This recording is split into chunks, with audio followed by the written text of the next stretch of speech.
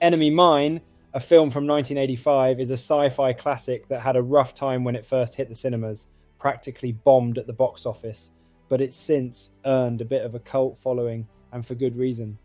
I first stumbled across this gem on TV as a kid, one of those late-night discoveries that felt like striking gold. I had my old VHS recorder ready, and for those who never had to deal with this struggle, it wasn't easy finding a spare tape, or one you could record over without risking the wrath of your parents, but this film became a staple of my early years. I must have watched it so many times until I had to make a tough decision, recording over it for Starship Troopers. Those were the days, eh? If you remember the struggle of recording TV films and shows, drop a comment about what you saved, keep it clean. Anyway, back to Enemy Mine. What's it about? Set in the late 21st century, humanity has finally cracked the tech to explore space, dig up alien worlds, and basically strip mine them. Turns out, though, we're not alone out there. A reptilian race called the Dracs has already claimed some of these resource-rich planets, and unsurprisingly, we didn't exactly show up with a fruit basket and a peace offering. Instead, a full-on interstellar war breaks out. Classic humans, right? Guns first, questions later. Enter Willis E. Davidge, played by Dennis Quaid, a fighter pilot with a chip on his shoulder. He's a proper old-school hero, cocky, impulsive, and full of that classic human superiority complex. During a skirmish, Davidge's wingman gets blasted to bits, and in a blind rage, he chases the enemy craft down to a barren, hostile moon. Both ships crash, and Davidge is stranded. No comrades, no backup, just him, his anger, and the smouldering wreckage of a Drac fighter on the horizon. Proper Mexican standoff vibes, or so you'd think. Turns out, the Drac pilot, Jeriba Shigan, Jerry for short, played by Louis Gossett Jr., isn't the snarling, inhuman monster Davidge expected. Instead, Jerry is a thoughtful, measured being who just wants to survive.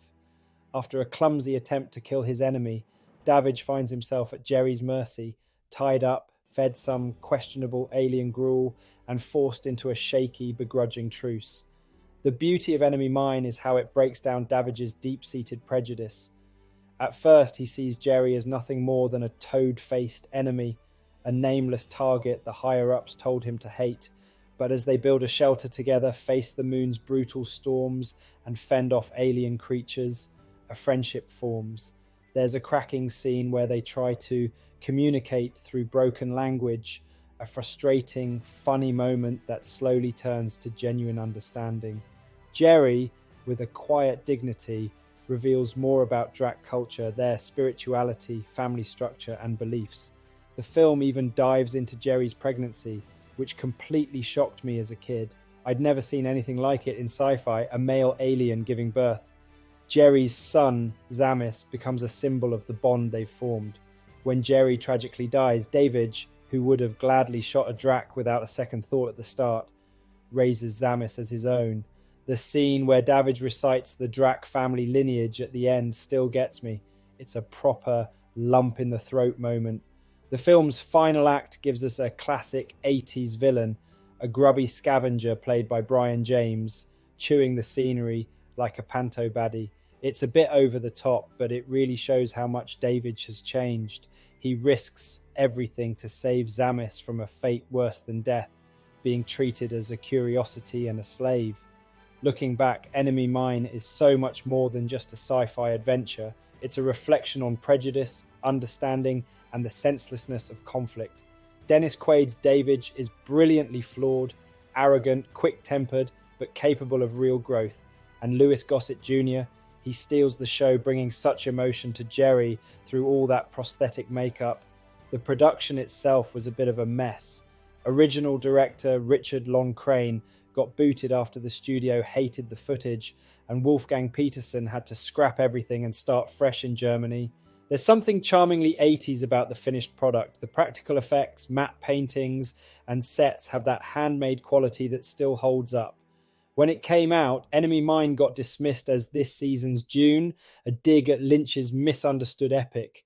Honestly, that's harsh. Sure, it's a slow burn, but it's layered in a way that a lot of sci-fi isn't. Watching it now with a bit more life experience, it hits differently.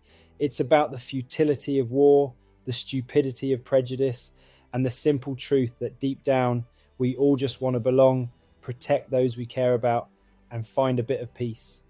If you haven't seen it, or if it's been years since you last did, give Enemy Mine another go. It's a small, overlooked masterpiece of its time, and it still has plenty to say.